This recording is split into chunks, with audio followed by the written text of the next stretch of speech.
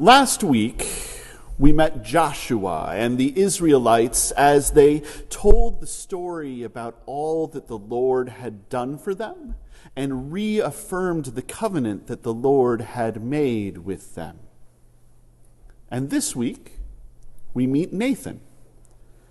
And there's been a bit of a time skip, so let me catch you up. After the Lord brought the Israelites, the descendants of Abraham and Isaac and Jacob, out of the land of Egypt in the house of bondage, the Lord led them to the land that he had promised their ancestor Abraham that they would inhabit. And the Israelites conquered that land and took it from the people who lived there. They lived on land that they had not labored, and in towns that they had not built. And they enjoyed the fruit of vineyards that they did not plant, and olive orchards that they did not tend.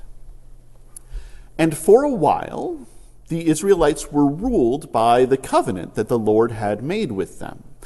And for a while, the Lord would raise up leaders as they were needed.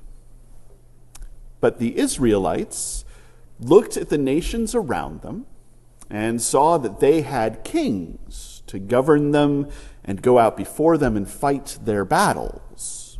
So the Israelites asked the Lord for a king. And while the Lord was not keen on the idea, while the Lord knew full well all of the problems that a king can cause, the Lord raised up a king named Saul. And Saul ruled. And then Saul turned away from the Lord, so the Lord raised up a new king who overthrew Saul and who became the king of Israel, David. And not just the king, but the king, the great king, the all caps and in bold king of Israel, to whom all other kings would be compared. And the Lord made a covenant with David. Your house and your kingdom shall be made sure forever before me. Your throne shall be established forever. And this week we meet Nathan, who is on his way to tell David, the all caps and in bold king of Israel, exactly what the Lord thinks about what he has done. This is a famous story. There's a Leonard Cohen song about this story. One spring day, David saw a beautiful woman, and he asked around, and he learned that she was Bathsheba, whose husband was Uriah, who was on the front lines of David's army in their war against the Ammonites. And David had her brought to him. And they slept together, and then she went home.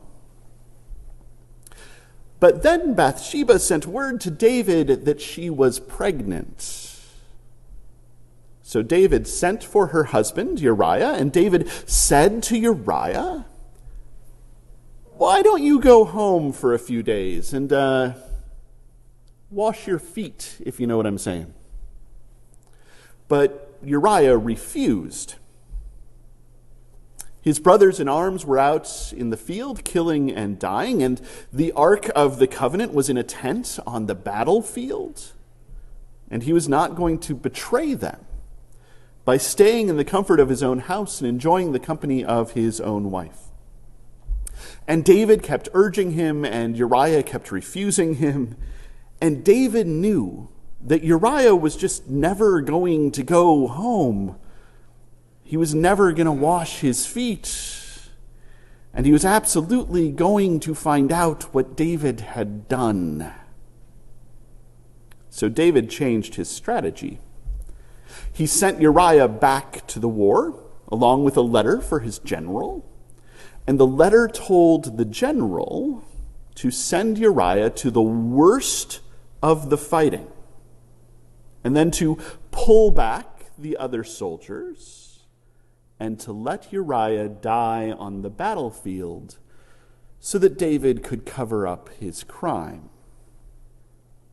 And when David got the news that Uriah had died in the war, he shrugged his shoulders and said, more or less, the sword devours now one and now the other. What can you do? And when Bathsheba got the news, she mourned. And when an appropriate amount of time, but not too much time, had passed, David had Bathsheba brought to him again, and he married her, and they had a son. This is a famous story.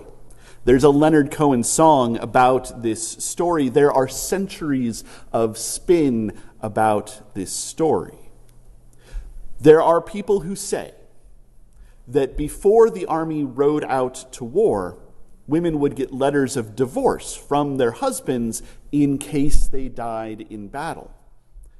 So it's not like this was really adultery, because it's not like Bathsheba was really married. But the simple truth is that the king sent for her, and he had all of the expectations, and he had all of the power, and it's not like Bathsheba really had a choice. And there are people who say that Uriah disobeyed a direct order from his king, and that this was a capital crime. So it's not like this was really murder, because it's not like Uriah was really an innocent man. But the simple truth is that the king sent him into battle. And he had all of the expectations, and he had all of the power, and it's not like Uriah really had a chance.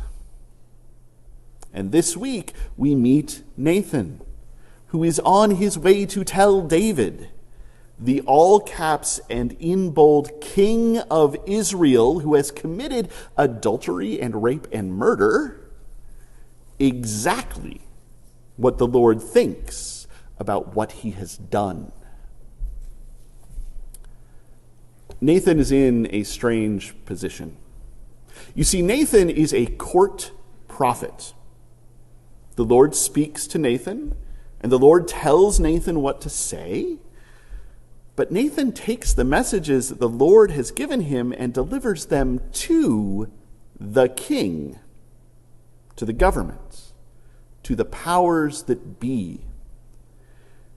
And he has to know that his position depends on not saying the wrong thing at the wrong time in the wrong way.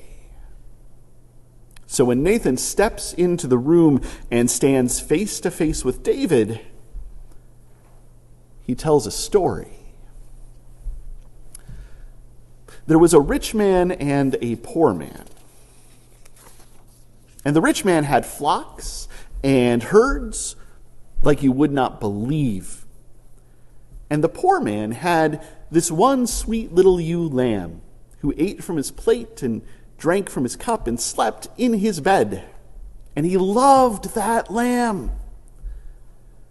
Well, one day a traveler came to visit the rich man, and he didn't want to take one of the lambs from his flocks and herds to serve for dinner. So he just took the poor man's one sweet little ewe lamb. And when David hears this story, he gets mad. He shouts that the rich man deserves to die for what he has done, and that he will have to give the poor man 4 lambs as restitution for what he has done, and even that won't make up for it. And that is when Nathan, who has a message from the Lord, and whose livelihood depends on the king, tells the all caps and in bold king of Israel, you are the man.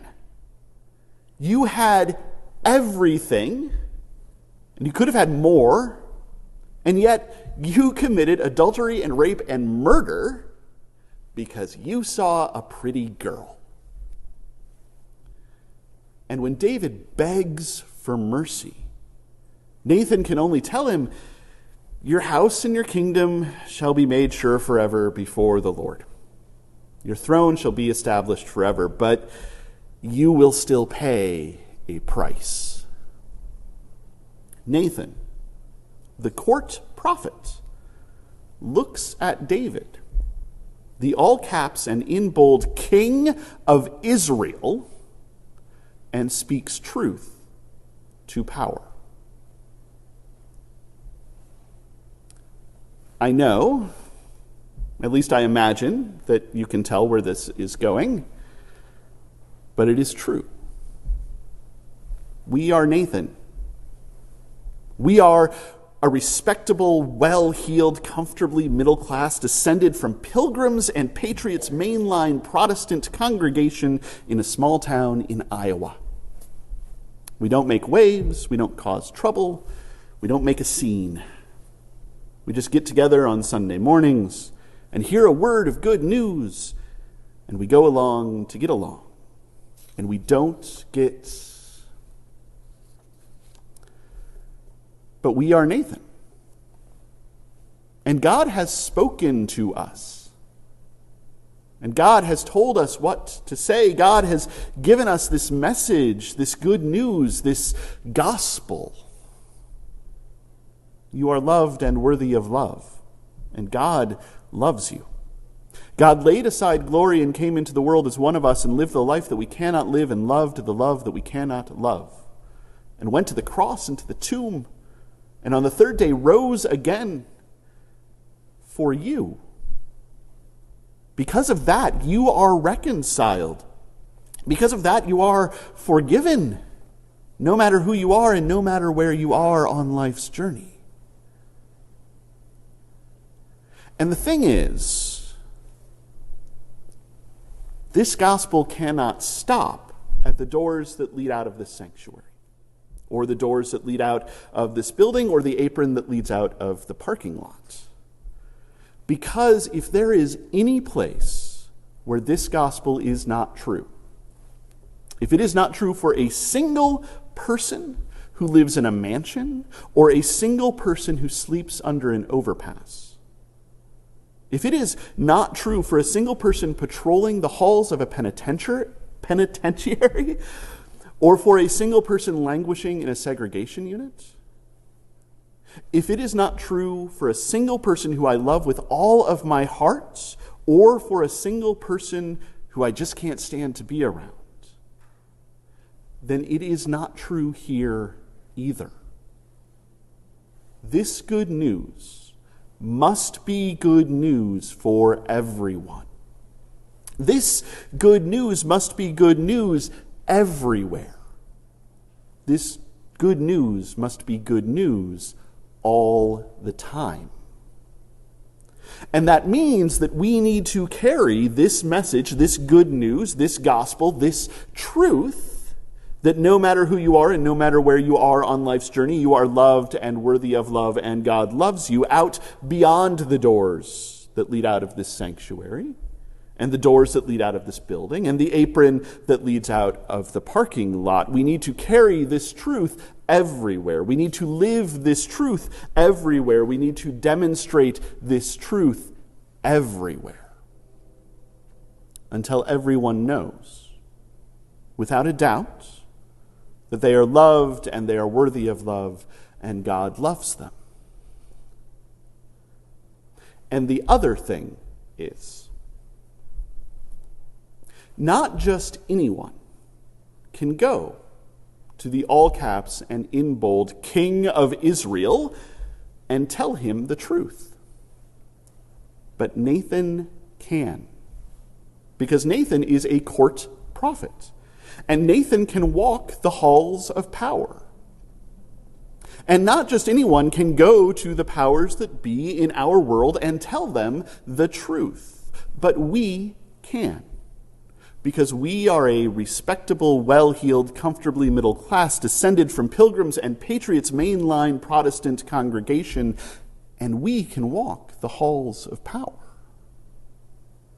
And I would never suggest that we breach that wall between church and state, but We have the ears of kings. Maybe every once in a while we even have the ears of all caps and in bold kings. And we can tell those kings the truth, that the greatest riches are found in charity, that the greatest justice is found in mercy, and that the greatest power is found in love.